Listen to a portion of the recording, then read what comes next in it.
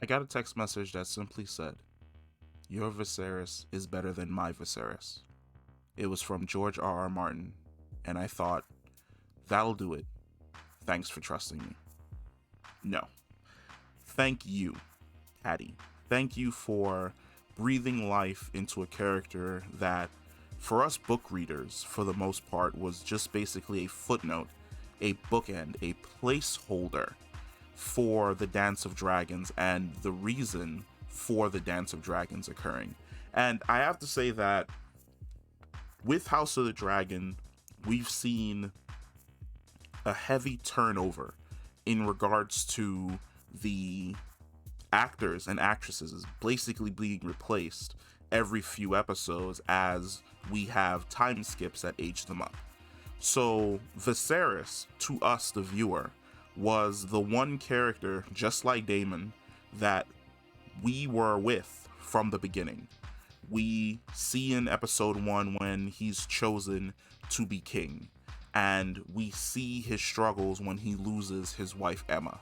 We see the struggles he goes through trying to deal with just how wild and rogue his brother Daemon is. We see his struggles and frustration of raising Rhaenyra by himself, choosing her to be his heir, watching her falter and rebel and do all these things that drive him mad that most dads know the exact feeling of. And we see these emotions on his character's face. And I have to say that Paddy playing Viserys, a lot of his character's emotion and range is carried in the way in which he orients his face in a scene. It contorts from rage to sadness to sorrow. One of the scenes that comes to mind is the throne room scene between both him and Daemon, where he has Daemon on the ground and it's rage you see in his face. But as he has Daemon on the ground, look into his eyes. Look into his eyes and tell me if you don't see a level of sorrow. A man who is just at his wits' end, who is just tired of dealing with his brother who just goes off and does whatever he wants. And he knows, and you can see it in his eyes, that if Daemon was to come back, he would instantaneously forgive him. And that's what happens later on when Daemon swaggers back into King's Landing and he sees Daemon entering the ballroom during Rhaenyra's wedding. And any other character, any other Targaryen, would have thrown him out on his ass. But there's a look of relief and happiness at the fact that Daemon is back again and he welcomes him to the table. And I do agree with George R. R. Martin. Paddy added such a level and a layer to a character that, like I said earlier, was a bookend. In Blood and Fire, Fire and Blood, Viserys basically exists as a vehicle where he's chosen to be king. You don't really get into his emotional welfare or an understanding into why he made certain decisions or how he saw the people around him at court. He basically made a ton of mistakes and then ended up handing Rhaenyra the bag that instantaneously caught fire and detonated in her face. But with Paddy's interpretation of Viserys on the show, you get so much more range than you did in the book, which is something that's wild to say. Usually, it's the book character that has the complexities and the nuances because you can actually get into the character's head, which is something that you can't do in the show.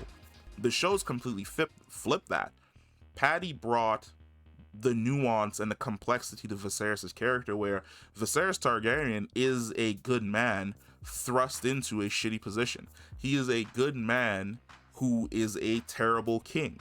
He is a good husband who has to make a terrible choice. He is a good father who's trying to do the best by his daughter that he loves dearly, that he loves the most in the world. And you see it, like I said, on Paddy's face in regards to how he deals with Rhaenyra and Daemon. But at the exact same time, you get a insight into how he sees, let's say, Otto Hightower, where he confronts Otto about basically having Rhaenyra followed and smearing her name. But at the exact same time, he points out the fact that he knows that Otto has basically been pulling strings and moving pieces in the background because he's just as power hungry as Daemon. And we see this character deteriorate from the strong, well, I wouldn't even say strong king because he was broken after Emma's death. And that's a depression that was always in the background of his character. Even though he had 3 new children and he had a young wife, there was a level of Viserys that was still depressed, such as the hunting scene where he goes through the entire thing drunk because he doesn't know whether or not he wants to continue with his choice of Rhaenyra or go with Aegon, and then he finally settles on his daughter, making a promise to her upon the death of her mother that he would never back down and pull back his claim of her inheriting his throne. But then you jump forward to the scene where he's completely fallen apart, where his body has deteriorated and he's been drinking milk of the poppy, which is the equivalent of Westerosi morphine, and he's out of his mind, and he pulls himself back to see Rhaenyra's new children, to see his brother Daemon again. And then he hears his daughter basically telling him in the middle of the night that she's scared. She doesn't know whether or not he made the right choice. She doesn't know whether or not she's good enough to be the queen. And she wants her father to basically stand up for her and defend her. And the next time you see Viserys, he's refusing the milk of the poppy. He's in pain. He's out of his mind in pain. He can barely walk, and he makes that walk from the Red Keep to the throne room. And he enters, and everyone is shocked. And it's the look of pain and relief and hope on his character's face as as I'm assuming he knows, his last and final walk to the Iron Throne. And there's a beautiful, beautiful, beautiful scene that we're now learning is improvised, where the crown slips off of his head and it lands on the ground, and Daemon picks up the crown and he places the crown on Viserys' head. And there's a moment where Viserys looks up at Daemon. And I really feel as though only Paddy could have nailed an improvised scene such as that, because it adds a layer to Viserys where I feel as though in that moment, Viserys looks at Daemon and he goes, "This is a man who was always in my corner. And I am just now realizing this when I am on my last legs. And maybe my entire life, maybe everything would have been so much more different if I had kept Daemon far closer to my heart than trying to push him away because I thought or other people were making me think that he was a nuisance." And there's a level of gratitude and an understanding between the both of these characters, which Matt Smith we already knew was a fantastic actor because of Doctor Who.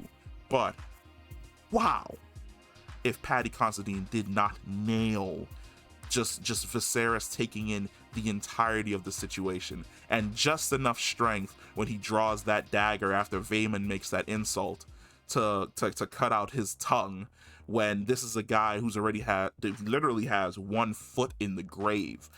And then you move on to the dinner scene, and there's a level of sadness and sorrow to the dinner scene, because this is Viserys looking out at his entire family. He's looking at Rhaenyra's line. He's looking at his own other line with Alicent. And everyone is sitting and eating and talking and having fun. And this is the perfect world that Viserys Targaryen always wanted for himself. And Paddy does a fantastic job of portraying that on screen, where there's a level of relief and happiness for his character. And then you move forward beyond that, and he's in bed, and he's laying there. And that scene is so powerful because there's a level of interpretation that you can take from how his character dies, which is, I feel as though he saw the future. The Aegon that he was speaking of was Jon Snow, and he saw the continued survival of Rhaenyra's line, and he saw the end of the Long Night, and he saw the coming of the Song of Ice and Fire reaching its culmination. And he died happy, thinking that Rhaenyra's children would end up saving the world, not knowing that Rhaenyra herself and her immediate line would be devastated by a war because of the problems that he leaves behind. If Paddy Considine does not get a just ton of awards because of how he played Viserys Targaryen, I'm going to be absolutely fucking upset, because this is a guy that I feel as though he is definitely getting an Emmy. Across the board 100%, he is getting an Emmy for playing Viserys. And I would damn near say, I don't even know if the Oscars have a category where Game of Thrones could fit in regards. I feel as though the Oscars always lean more towards movies than actual TV shows. But God, if the Oscars had a category for Game of Thrones to slide into, I would nominate or request nomination for Paddy across the board 100%, because he is fantastic.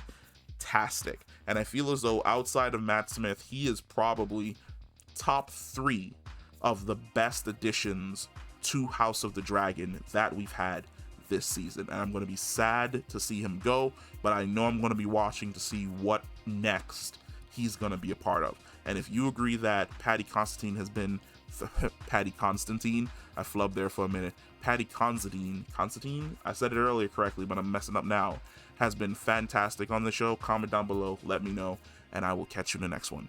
Peace.